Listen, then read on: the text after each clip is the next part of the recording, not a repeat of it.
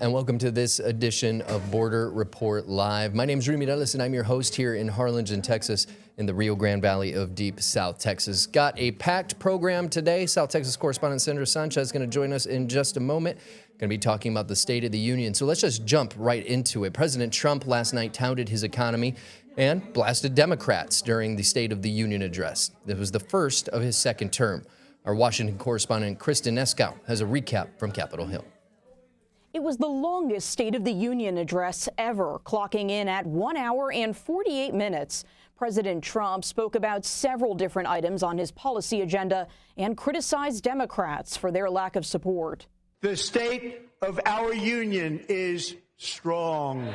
With the midterm elections looming, President Trump gave his record on the economy high marks. The roaring economy is roaring like never before. And he criticized the Supreme Court's recent ruling striking down most of his tariffs, as 4 of the justices sat stone-faced in the House chamber. Despite the disappointing ruling, I believe the tariffs paid for by foreign countries will, like in the past, substantially replace the modern-day system of income tax. The president didn't hold back when going on offense toward Democrats. These people are crazy. And a few Democrats shouted back. They're blocking the removal of these people. Virginia Governor Abigail Spanberger gave the Democratic response, pushing back on President Trump's claims of economic success. Costs are too high in housing, healthcare, energy, and childcare. But there were a few moments that received bipartisan applause.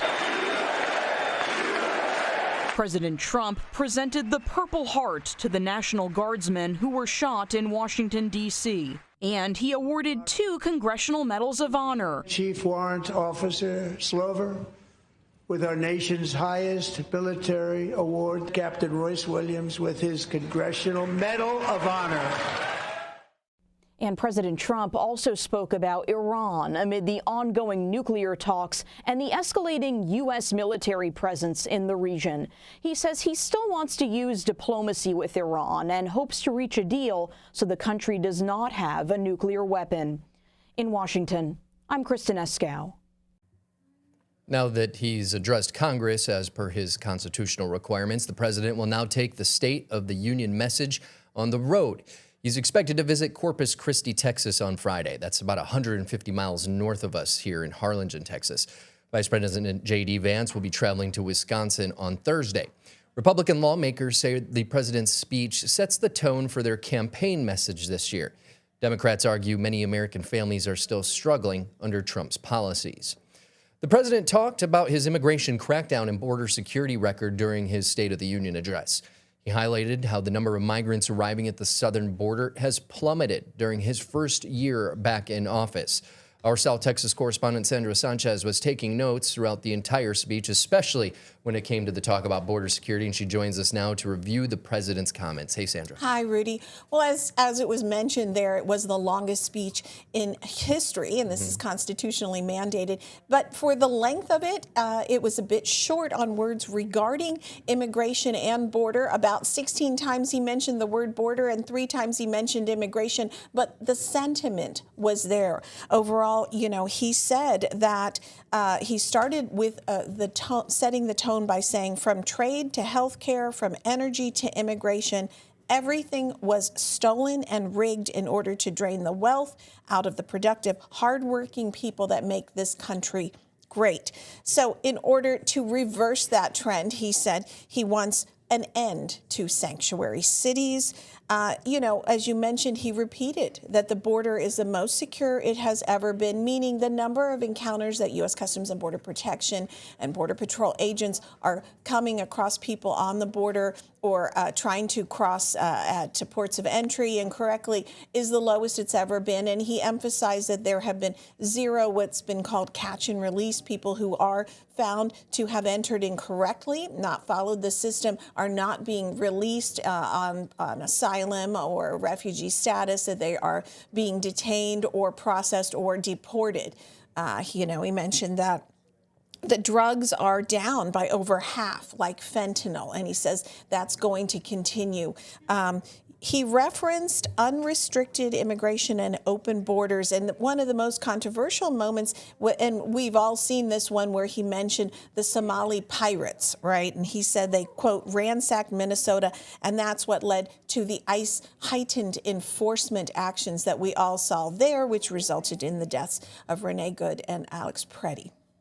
And what is the reaction from folks, especially down here on the border? I know we have some congressmen like Henry Cuellar, for example, who sided with his Republican colleagues, a Democrat, sided with his Republican colleagues when it came to the funding bill for DHS, which that fight still continues.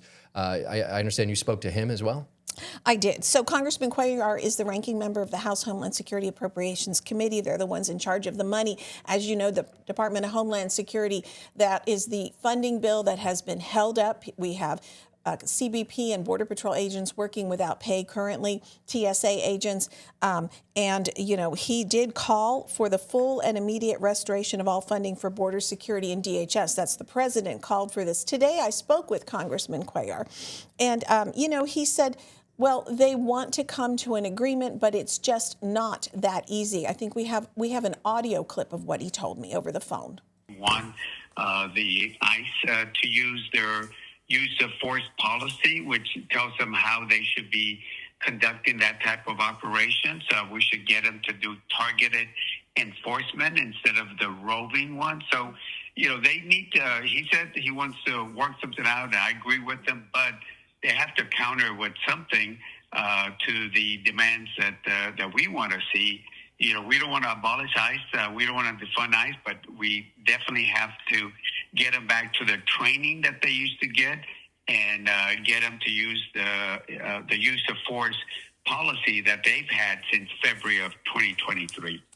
Rudy, with regards to the use of force policy, I know we've talked about that here on the show. As he mentioned, this is something that has been on the books for a couple of years, but they're saying, you know, that the ICE agents have to follow this, that they just can't randomly just go out into the communities. They're saying there are safeguards, there are safe rails that are in place, and that what they want to see is the agency, participating and acting in public as they are supposed to. He did tell me that he spoke with Senate leaders and House leaders yesterday and today, and actually there is no movement Republican leaders, that is, as far as coming together to the table on this. He also was critical about the economic message that President Trump repeatedly said, that, you know, the economy's great, things are wonderful.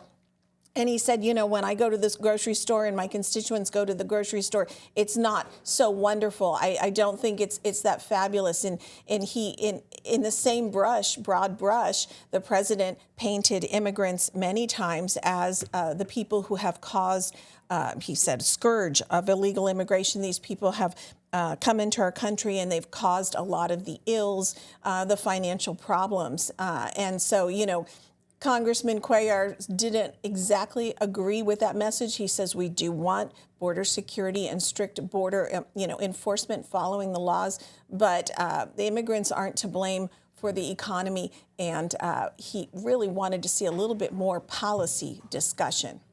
Yeah, and I know Congressman Cuellar last night, his immediate snap reaction, he actually, going back to the economic message that President Trump had, actually mentioned the tariffs being an issue, and how essentially, as many economists have said over the past year, tariffs are nothing more but an extra hidden tax on Americans. That grocery store that you were mentioning, he talked about that last night a little bit too, talking about how his constituents tell him, hey, the eggs are still up. You know, all these different things that we put on the table for breakfast, lunch, and dinner, all those prices are still up regardless of how much inflation is slowing down. Well, and I have a scoop for you on that regarding tariffs, because Congressman Cuellar is planning to file a bill. And if it was to pass by Congress, it would give a $1,000 reimbursement to every consumer because of these tariffs. He's planning to file this bill tomorrow, possibly Friday, possibly Monday at the latest. He says the language is written, so we'll keep watching out for that. Yeah, we'll be definitely checking the congressional website to see what comes from that, because that's something that we've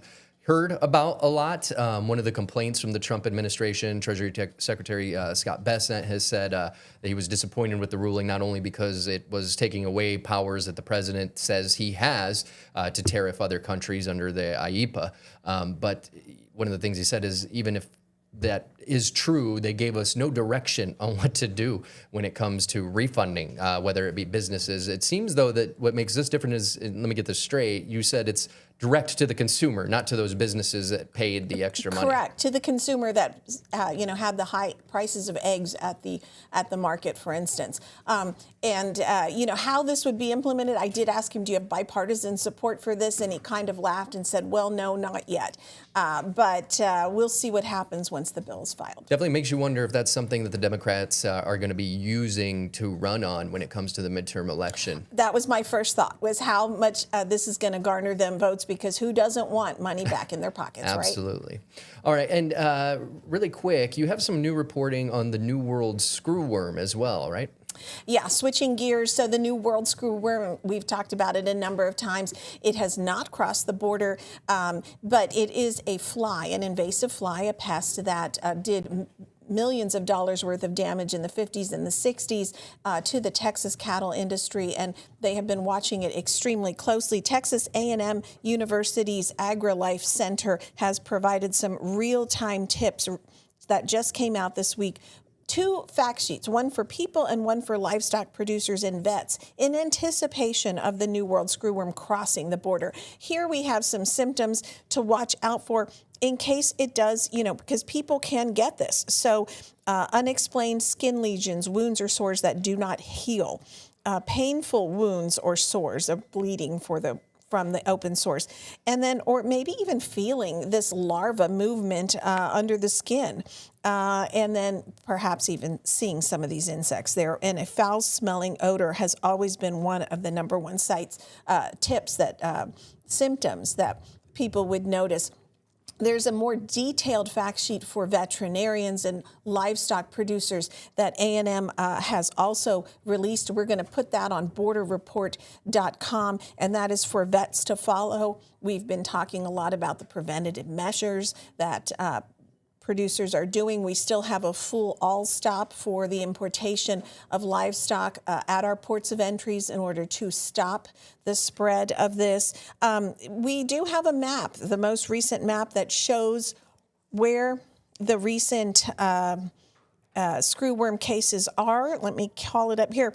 Mexico has had a total of 15,688 cases. I know it's a little small to see, so let me read this. As of February 18th, there are still 730 active cases, but there have been 15,688 cases, so almost 16,000 cases since it was first discovered a year ago, November. That's a lot of cases. And here on the border in the state of Tamaulipas, there have been a total of 24 cases. There are 3 active cases now, so that is good news for us. I'm seeing Nuevo León there down to 0 cases. 0 active cases right now, total of 3 there. Most of the cases are concentrated in southern Mexico. We're going to put this map, there's a link to it on borderreport.com. This is a real-time website the U.S. Department of Agriculture has that's constantly going. You can always go to it. You can check it every day. You can see how close it is. We've talked about this before. It's been within 70 miles of Zapata, of the South Texas border. But the big news is, they're dispersing 100 million sterilized flies per week. And Secretary Rollins was here earlier this month with Governor Abbott to tout the dispersal facility in Edinburgh has been completed. They are actively building the lab to try to create more of these sterilized flies.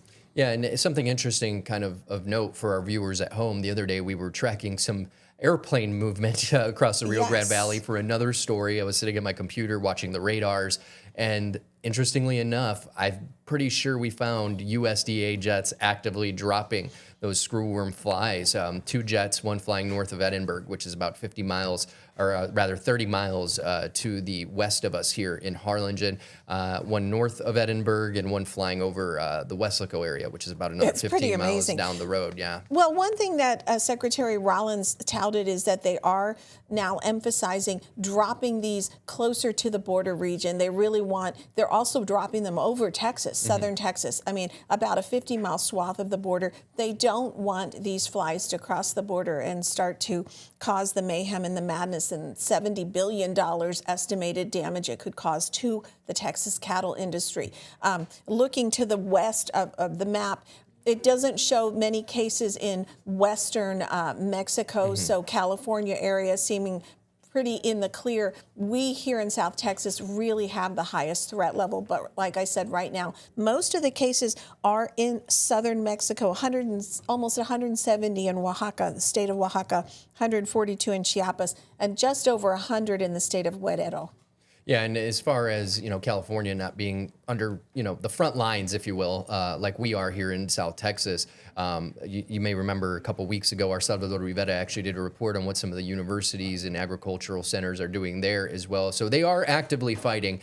Just because there's no immediate threat knocking at their door like there is here, they are still doing taking their own preventative measures. I did want to really quick, before we go to the break, just kind of touch on what you were saying about the USDA and Texas A&M putting out that research for veterinarians. You may think that only applies to animal docs, but if you have animals at home, and this has, I think, been my biggest concern as a pet owner. We have 4 dogs that have... I have 3. Yeah, so they have access in and out all day as they please through a little doggy door.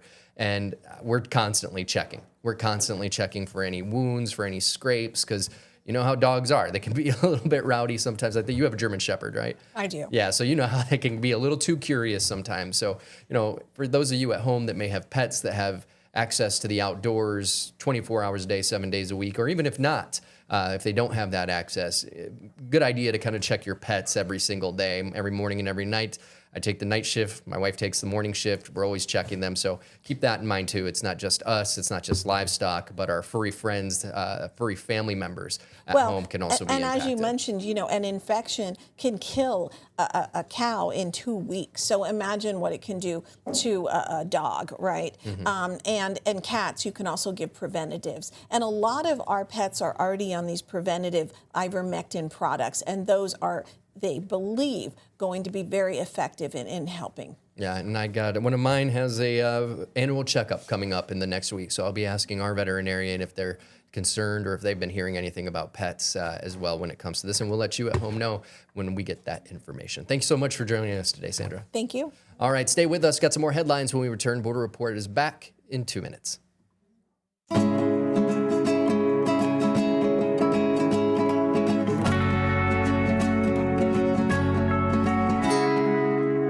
Welcome back. So one of our missions here at Border Report Live and borderreport.com is to dispel fact from fiction when it comes to those of us who live, work, and play here on the border with Mexico. Which brings us to our next story. Government officials are reporting a return to normalcy in Mexico following a couple of days of cartel violence. We've been talking about it since Monday. Cartel members burned cars and businesses following a Mexican operation that killed the drug lord of the Jalisco New Generation Cartel, Nemesio Mencho Oseguera Cervantes, who we've talked about on this program with our El Paso correspondent Julian Resendiz several times in the past. The violence, as described in real time on social media, included a gunman attacking airports, setting planes on fire, and Americans held hostage. The problem with that is none of it was true.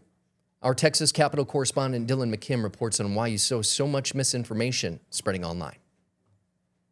I found out through Instagram, honestly, of people messaging me. Austin couple Ripley and Jason Zaydan were just waking up Sunday morning in Puerto Vallarta when they heard of the violence. The view from their Airbnb confirmed what friends had been telling them. It's like 2 blocks down, we started to see smoke billowing.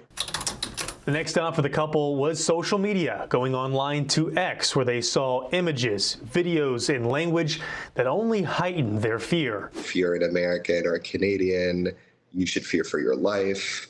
They're targeting you. But some of the information was completely false. The Mexican embassy in the United States fought back on the misinformation on its own X page. Fact-checking claims that the Guadalajara airport had been taken over and that Americans were being taken hostage. Send the false message that the government is not in control. Rosenthal Alves is a Brazilian journalist who used to work as a correspondent in Mexico. He says cartels use social media to spread fake information, but a noticeable change this time around was the use of AI. Fake images that kind of substantiate what they were lying about. And that created a lot of confusion. Jason and Ripley say they have noticed a return to normalcy in the streets of Puerto Vallarta after a tense couple of days. They have a flight back to Texas on Tuesday and say they are ready to be home. I think it's going to be fine. There's a little bit of anxiety about it, but I haven't heard of any cars being stopped. In Austin, I'm Dylan McKim. Mexico's security secretary told reporters on Monday that authorities have identified various accounts that have spread misinformation, and they have promised an investigation to see if the accounts are linked to organized crime. Of course, you may remember our conversation Monday, but if you missed it, it was with CEO of Global Guardian, Dale Buckner. We talked about a whole host of different things that had to do with this killing of El Mencho over the weekend. If you'd like to watch or read more about that conversation, you can visit borderreport.com right now. Legal advocates are asking a judge to stop U.S. Customs and Border Protection agents from urging unaccompanied migrant children to voluntarily deport themselves. Advocates said in a motion filed on Tuesday that the policy goes against a recent injunction affecting Guatemalan children. The injunction prohibits the government from deporting any Guatemalan unaccompanied minors unless they have gone through some immigration court proceedings. They are also asking the judge to expand the injunction to cover children from other countries. Customs and Border Protection did not respond for a request for comment. Attorneys have found 13 cases of children affected by the policy, but believe there are more out there. On Tuesday morning, a long line filled with people attempting to be seen by U.S. Immigration Services, and it formed outside the U.S. Department of Homeland Security office in Southwest Charlotte. Jesus Suarez said his wife was originally scheduled for an appointment with Immigration Services on February 19th, but claims she never got the chance to actually meet with officials. Immigration advocates called the situation in Charlotte both calculated and cold-hearted. This is intentional. It's not a clerical error. It's not bureaucracy. They are trying to make this process as cruel as possible so that people will want to leave the country. Suarez says his wife has no guarantees she'll get an appointment time anytime soon. A federal appeals court is allowing the IRS to keep sharing some taxpayer data with U.S. Immigration and Customs Enforcement. Earlier this week, the D.C. Circuit Court rejected a bid by immigrant rights groups to temporarily block that agreement. The ruling lets ICE send names and addresses to the IRS to check against tax records. In his decision, Judge Harvey Edwards said the groups were unlikely to win because addresses do not count as protected, quote, taxpayer return information under the privacy law. Attorney General Pam Bondi said the decision was a crucial victory that will help the Trump administration continue its immigration crackdown. Stay with us. We're going to take a very quick break, but when we return, got a couple more headlines to tell you about. We'll Report Live is back in 2 minutes.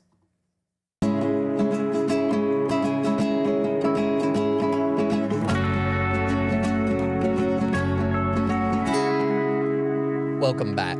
So yesterday we were talking about the uproar in some cities as DHS buys warehouses for new immigration detention facilities.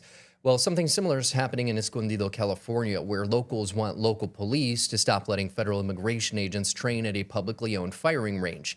Zara Barker has our story from Southern California.